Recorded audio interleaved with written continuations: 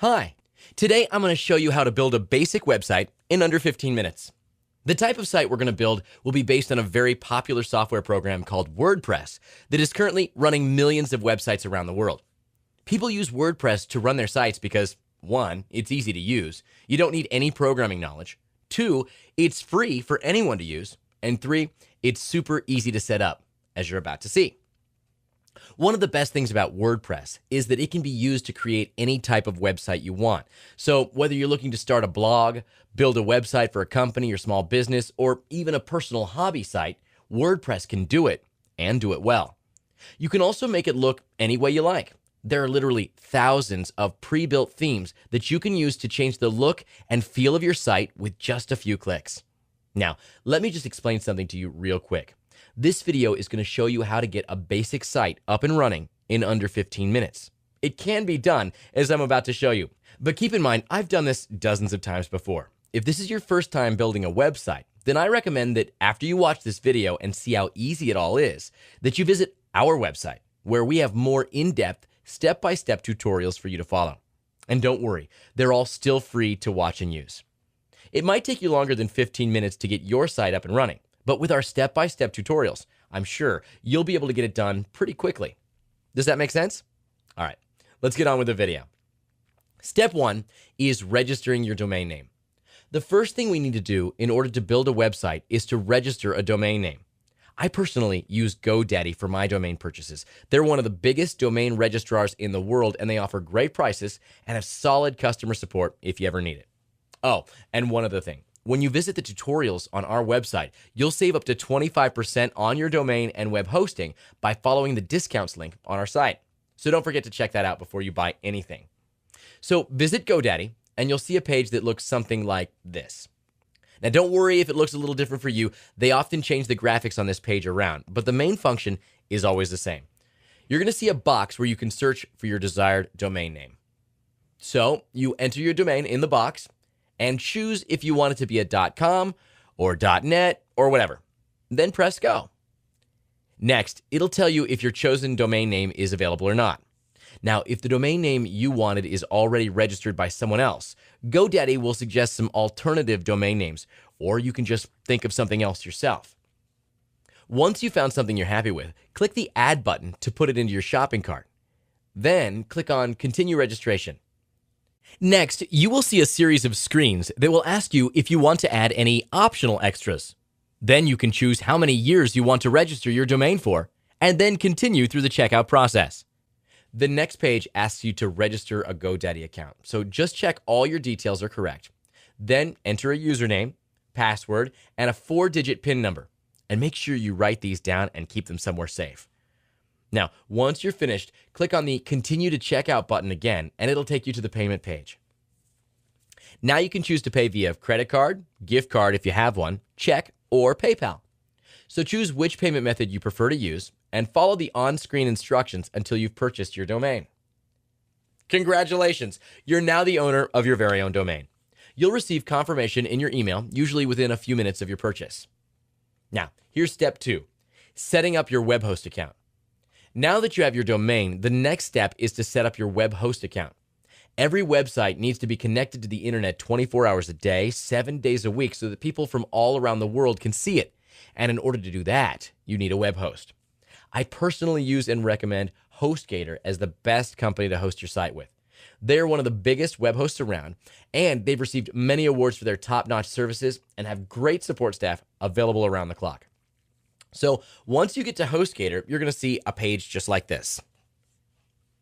Click on the View Web Hosting Plans button. Now, if you're just starting out and you're only planning to build a single website, then all you need is the smallest plan, which is the Hatchling plan. If you plan to build more websites or plan to build a big website, then you may want to look at one of the larger plans or a reseller account if you're looking to build multiple sites. Most of us will just start out with a Hatchling plan. So click on the Order Now button under the Hatchling plan. Then you need to enter your domain name in the second box where it says Use an existing domain name. So just type that in, then click on Continue to Step 2. Now, Step 2 asks for your billing information. You can choose how long you would like to pay for up front. You can pay monthly or prepay 6 or 12 months or more in advance and take advantage of even more savings. It makes no difference which payment option you choose, so it's up to you. Select one, then enter a username and a security PIN. And of course, remember, write them down and keep them somewhere safe. Then you just need to enter your billing information and click on the Create Account button. Follow the on-screen instructions to complete your purchase, and you'll get an email from HostGator with all your setup info in it. Step 3 is connecting your domain to your web host account. Next, you're going to need to connect your domain name and your hosting account. Now, don't be scared off by the technical jargon. It really is very easy to do. I'm going to show you how to do it step by step right now. First, log in to GoDaddy using the username and password that you made in step 1. Now, once you're logged in, click on the My Account button on the top left of the site. Next, click on the green Launch button next to Domains. Now, you're going to see your domain name. Click on the domain name, and it'll open up the Domain Manager page.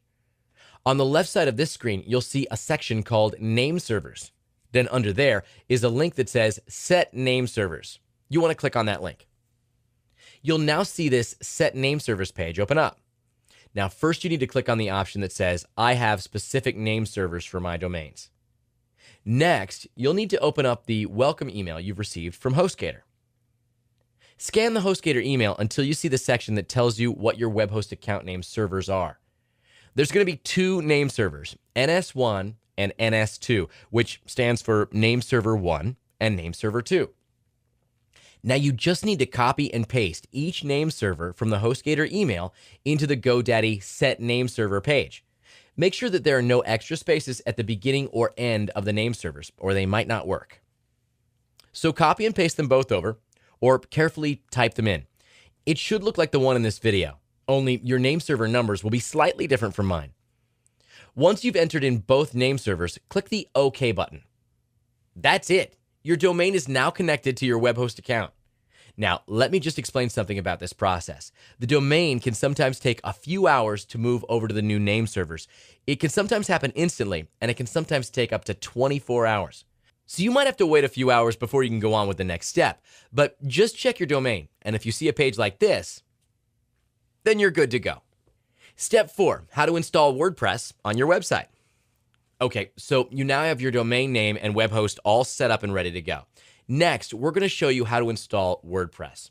WordPress is a free platform that's been commonly used by bloggers and site owners for many years. It basically allows you to build websites without needing any coding or design skills. It's highly customizable, user-friendly, and really is the best way to build your website. HostGator makes it very easy to install WordPress, so I'm now going to take you through the installation process. First, you're going to need to log in to your website control panel.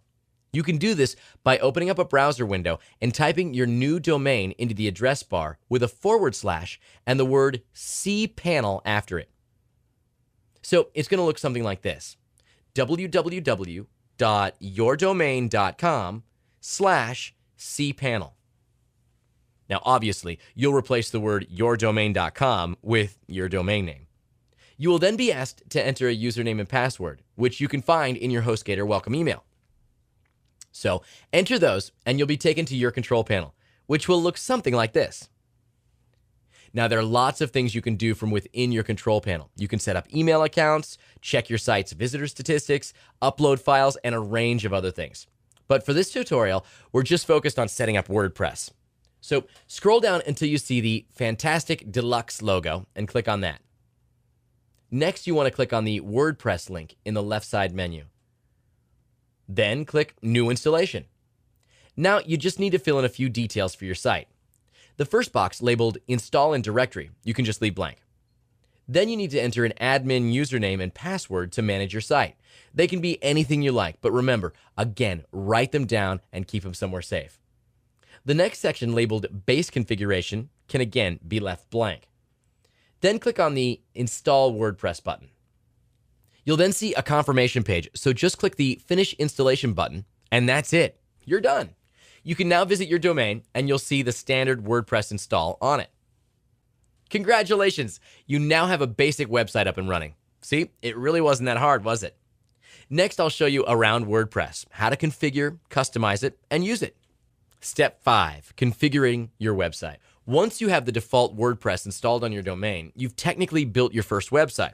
You can use this default WordPress install as is, if you like, or you can customize it with themes and plugins that will allow you to build any type of website you want.